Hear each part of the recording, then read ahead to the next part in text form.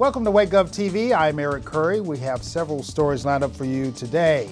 More Wake County Public School students will be able to obtain free nutritious breakfasts. We'll have details on that story. Plus, there's a new addition to Wake County's Parks and Open Space program. We'll have details coming up. But first, if you've paid attention to the weather reports, you've noticed that we're in the midst of a hurricane season. That means a potential for lots of rough days ahead for those living in Wake County. But what should you do to prepare for not only hurricanes, but any adverse weather event or emergency? Joining us to talk about this important issue is Darshan Patel and Leslie O'Connor with Wake County Emergency Management. Thank you so much for being here. Thanks for having us. Can you share with the viewers a little bit about what Wake County Emergency Management does? Yeah. Wake County Emergency Management works with our county partners and municipalities as well as private industry partners to prepare for how we would respond to a emergency incident or event, as well as we work to coordinate large event responses, so it could be planned events or weather-related emergencies. Is there a plan that Wake County staff follows in the event of either a man-made or weather emergency? There is. Emergency Management maintains an emergency operations plan that has features in it for all departments that are located within Wake County. The goal in this is to have everyone come together that's county employees and continue on our government even in most adverse conditions. Okay, what are some of the mistakes people make before, during, and after an emergency? One of the biggest mistakes that people make is not having a plan for themselves and their family. The emergency management works to have a plan countywide, but that also relies on us having residents in our county who are prepared themselves so that we can work together to have a better outcome to any sort of event or incident. Leslie, what are some of the essentials that people should have before an emergency, and is it ever too early to begin preparing a kit? It is never too early to begin preparing a kit. And what we like to tell people is you don't have to purchase the kit all at once. Some people may be on a limited budget that they can only purchase maybe one thing a week or one thing a month. But we have a checklist available located in our Ready Wake brochure and also on our website that lets you know what should be involved in that emergency kit. We should have a 3-day supply of food, a 3-day supply of water for each person per day, and that's a gallon of water per person per day. Battery-powered radio or television with extra batteries, flashlights with extra batteries, a first aid kit and manual, hand sanitizer or wipes, matches in a waterproof container, a whistle, and extra clothing. Some other items that we would want for people to have include copies of their credit card and identification information that stays inside of that kit so that you don't have to wander around the house trying to find your wallet when it's time to get out. We also want you to have some spare cash on hand and any special items that you may need for individuals in your family like infants or elderly people, and also your pets as well. Can you share some advice on what to do if someone in the home requires special transportation in the event that an evacuation is necessary? Our advice is to begin preparing now for how you would get that person out.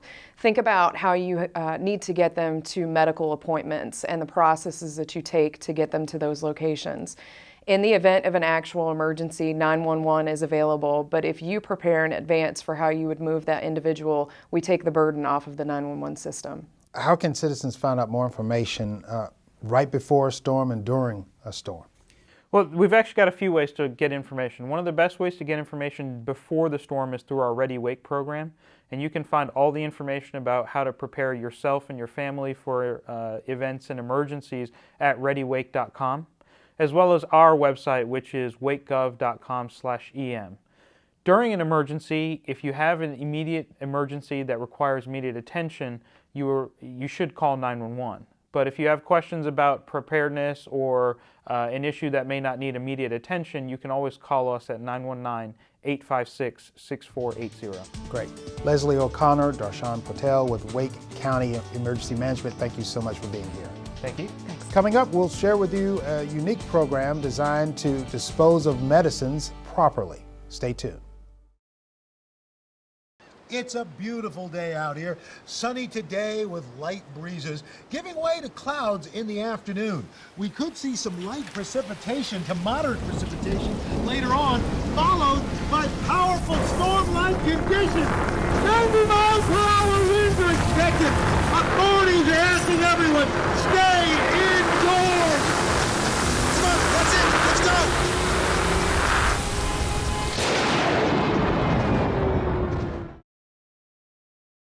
Welcome back. The use of medicines along with a proper diet and exercise are important in maintaining good health. But do you know what to do with medicine that is expired or is no longer needed?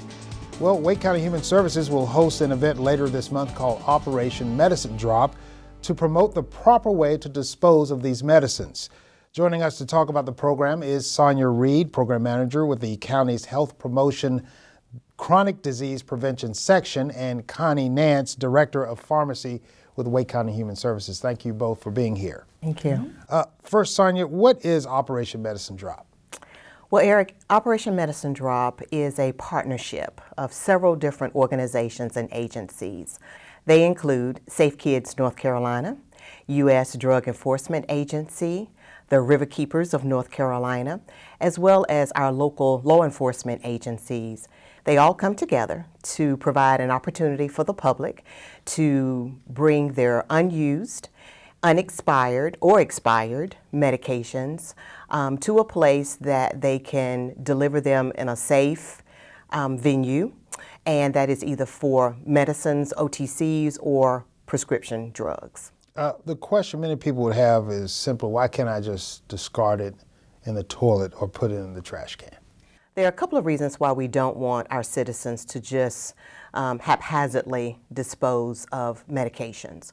One is we want to protect our water sources, and the other is that we don't want these medications to be in the hands of young children that would contribute to accidental poisonings, or even for others where these substances might be abused. Great. Connie, like many of us who take prescribed medicines for various ailments from time to time, once we stop taking the medicine, the leftover pills are just put back in a cabinet. Sometimes a lot of the medicine is past the expiration date because you no longer think about it. How should citizens prepare to dispose of the medicine? The easiest thing for a person to do is to take the bottle of medicine, put some water in the bottle, let it sit for a little while and let the medicine dissolve, and then take that and pour it into some kitty litter, some coffee grounds, or possibly some dirt. Put that in a Ziploc bag, seal it up, and then throw it into the trash.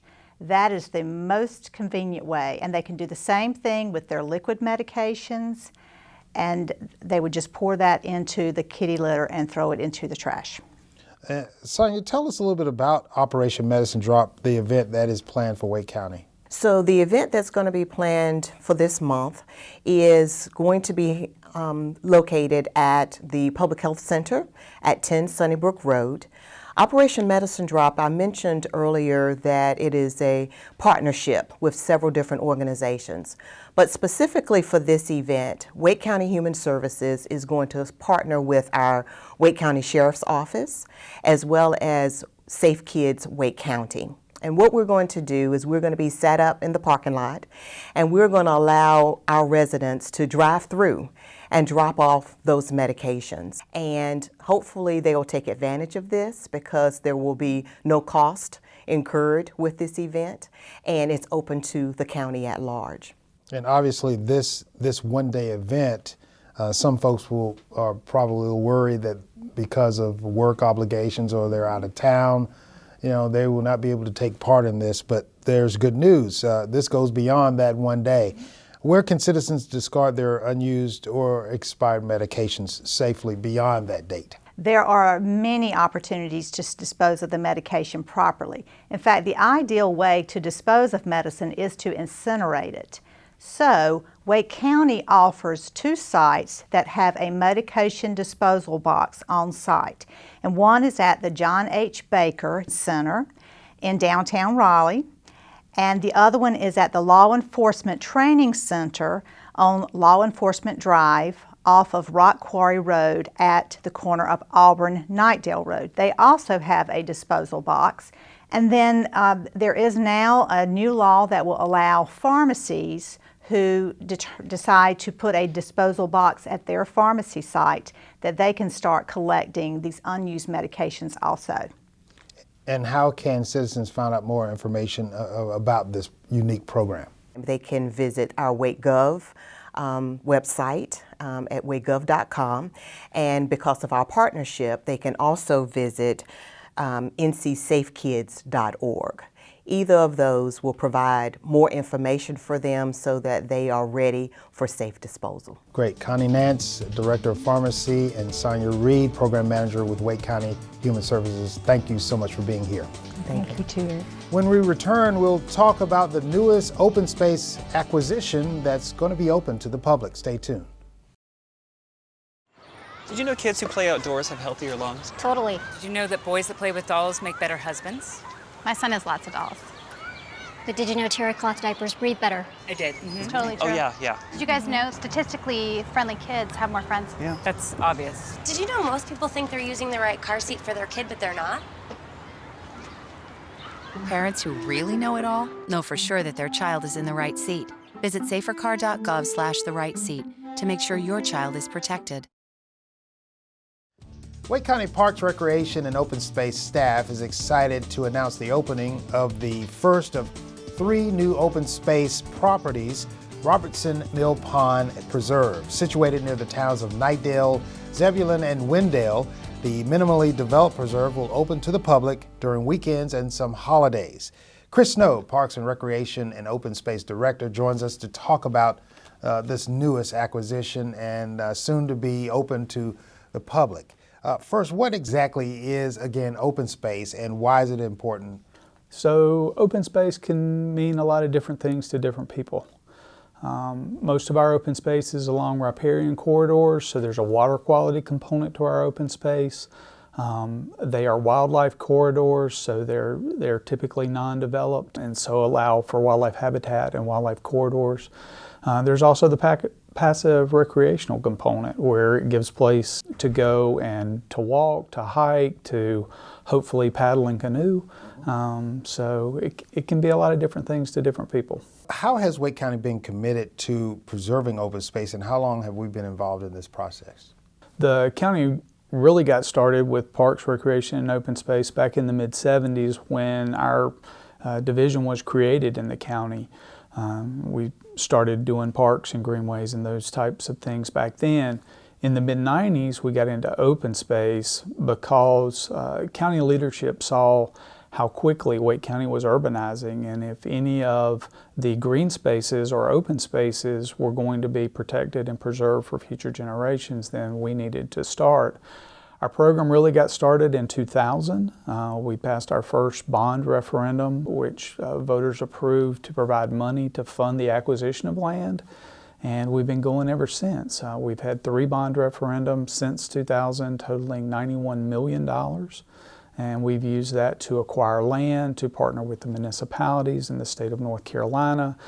We have assisted in building greenways along some of our open space corridors, so have been involved in a lot of different aspects. Robertson Mill Pond Preserve. How did the county find out about this property and what can citizens expect? So like a lot of our open space acquisitions, this one was brought about by the landowner. They were really interested in preserving this property.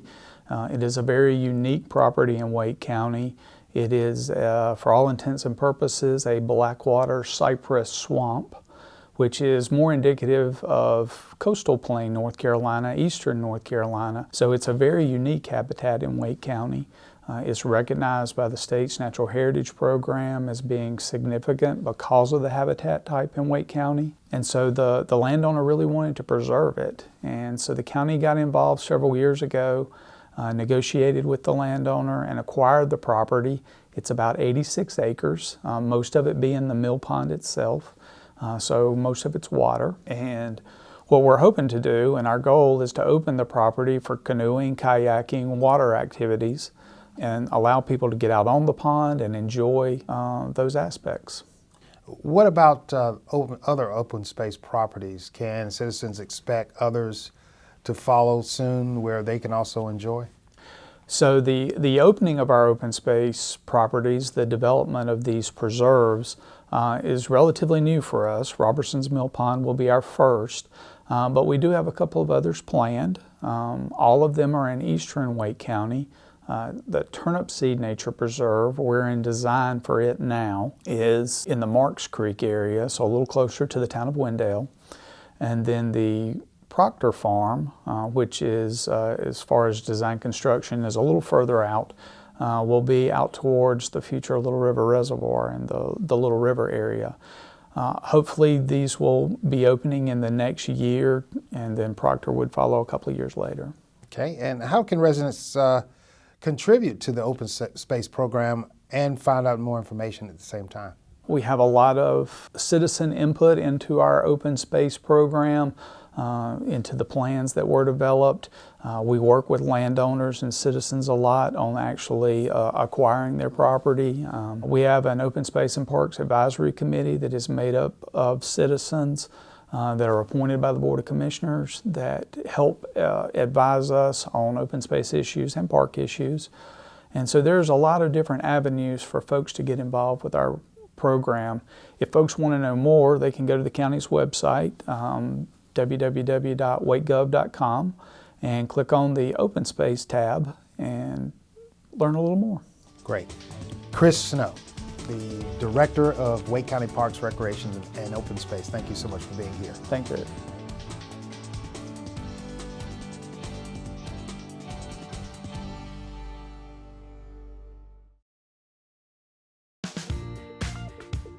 We're staying healthy. We're making new friends. We're learning new things. And having lots of fun. Join us at the Cary Senior Center, where we are creating active retirement years.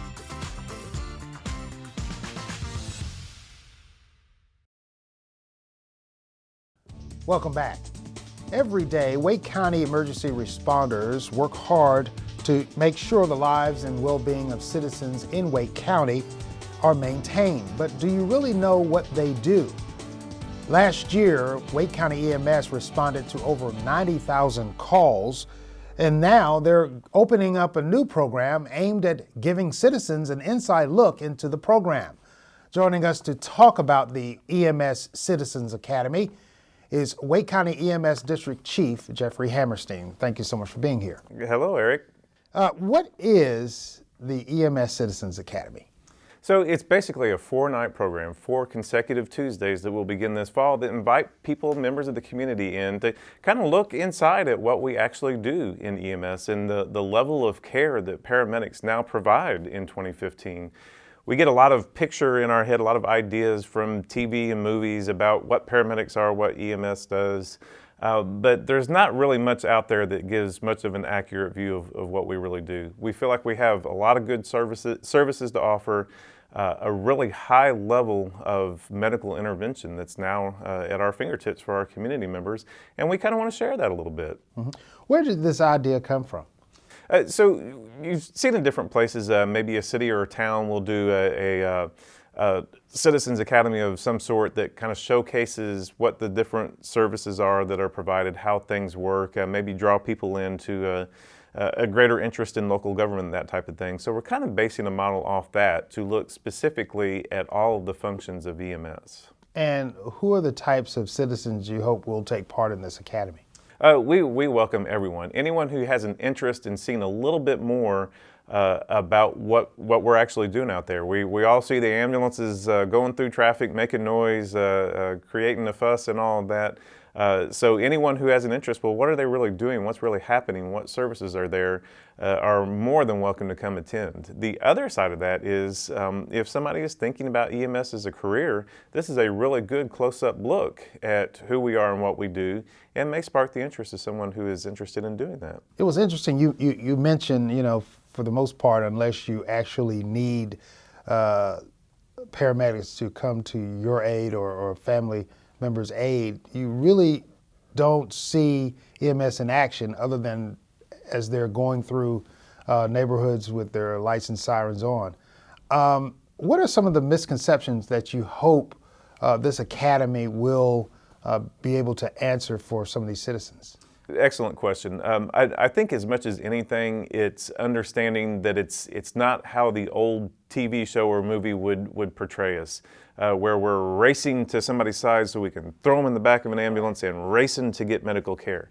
That's really not what it's about. Certainly the speed and efficiency is part of what we do, but so much more so now, we're bringing a lot of pretty high level acute medical intervention right to the person's side right there. We want people to see that and understand that. We know people don't sit around thinking, oh, I might need an ambulance today, and I mean, that's no way to live your life. We get that, but we also like for people to be aware of what services are available. In addition to that, during this program, we're going to teach you how to do hands-only CPR. We're going to teach you how to use an AED, the automatic external defibrillator, that's hopefully more and more on the wall in a lot of public places. People, more than anything, need the confidence to know I can use this machine and I may make the difference in somebody else's life by having those skills. And the most important part of this whole program is to find out when it takes place and where. Absolutely. Free, open to Wake County citizens. We're saying high school age and up because, again, we want to certainly happy to attract a younger crowd who may be interested in a career pathway also. So October 27th is the first Tuesday, and will be the 4 consecutive Tuesdays, 7 to 9 p.m. 3 of those we're going to hold at our Wake County EMS Training Center, which is 4011 Carya Drive. It's part of the Wake County Commons office complex.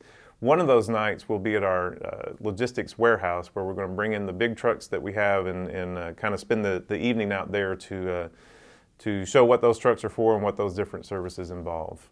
Jeffrey Hammerstein, District Chief for Wake County EMS, thank you so much for being here. Thank you, Eric.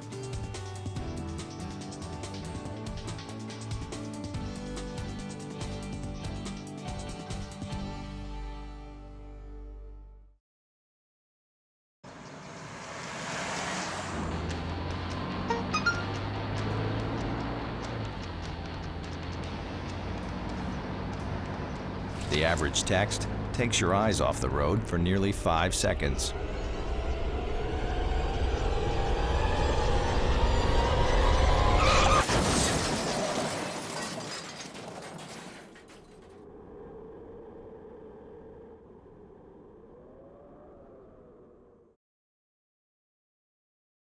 Welcome back. More students in the Wake County Public School System will be able to start their day with a nutritious free breakfast thanks to funding from the Wake County Board of Commissioners. Their $90,000 allocation in the fiscal year 2016 budget will pay to expand the Universal School Breakfast Program from 12 schools last year to 25 schools in fiscal year 16. Joining us to talk about this important program is Commissioner Matt Calabria with the Wake County Board of Commissioners. Thank you so much for being here. Thanks for having me. And I think this is the first time you've appeared on WakeGov TV, so welcome. That's right. Commissioner, can you first tell us why this program is so important? Well, this program is important because of what it does for our students and their families. We know through national studies and local studies that when a student has access to free, nutritious breakfast and eats, that test scores go up, they do better in school generally, there are fewer behavioral problems, there are even higher graduation rates. So for the amount of money that we put in, especially because it's matched with federal dollars, this is dollar for dollar one of the best things we can do for our students to improve outcomes. $90,000. It doesn't seem like a lot, but so important to the 25 schools that will be able to provide this important program. That's exactly right. And this benefits really from the federal dollars that come in to provide assistance for these programs through the Free and Reduced Meals program. So what's great about this is we're doing right by our kids, we're doing right by our people in Wake County, but we're also being very responsible with taxpayer dollars, and it's a very efficient and effective way to help our folks. Now, obviously, the first reason to have this type of program or any program that provides nutritious, free breakfasts to kids is to not only nourish them, but it also eliminates a little bit of the stigma associated with receiving free or reduced meals in schools, correct? That's absolutely right. And in fact, what we see is when you make school, breakfast universal, free for everybody, you get a few different things. First, you eliminate barriers, right? So it's very easy for students to get food, sometimes to bring it to the classroom itself. So there are logistical barriers that you eliminate. Second, you eliminate red tape because a lot of parents will have to spend time filling out free and reduced meal applications and all sorts of certifications. So that's eliminated because you know you're providing breakfast to everybody. And the third thing, of course, is removing the stigma. If you think about the perspective of a small child, they're thinking about how they will be seen by their peers, and that itself can be a huge factor that causes them not to utilize breakfast programs that would really improve their lives and their school experience. Commissioner, recently I joined you as you visited East Garner Elementary School, where you had a chance to see this program work firsthand. What did you take away from your visit? Well, you know, it was really fantastic to go, and the principal joined us, and just to see kids line up and get free breakfast. One of the things we, of course, want to do with any government effort is make sure it's well utilized and it's well received by the folks who are receiving it. So we went, and the line was out the door. And it's fantastic to see that because you know that you're improving the lives of every single one of those kids just a little bit by the fact that they got breakfast that day. So it was just so heartening. It was so fantastic to see that kind of activity. What was also really neat was talking to the principal and some of the teachers to just hear their perspective on the importance of breakfast. And resoundingly, they know breakfast, it really is the most important meal of the day. They see the impact that it has in kids' lives. And so to see that on the ground as it's being applied and as students are getting to benefit from the program was such a heartening experience for me. And I guess finally, in the horizon, do you hope to be able to even expand this to all the schools in Wake County? My hope is that we'll be able to continue to find ways to make food more accessible to students. I personally hope that we'll be able to expand this program to other schools in the future. Certainly it'll be a long process and we don't think it'll change overnight. I don't at least. But I really think that this has a huge benefit. The data backs it up. The stories that we hear from schools, from teachers and parents and kids back it up, and I really do hope that we continue in our efforts to help those who are food insecure get what they need. Commissioner Matt Calabria with Wake County Board of Commissioners, thank you so much for joining us. Thanks so much. Keep up with the latest Wake County news by visiting us online at wakegov.com/news or on Facebook or Twitter. That's our show for today. Thanks again for watching.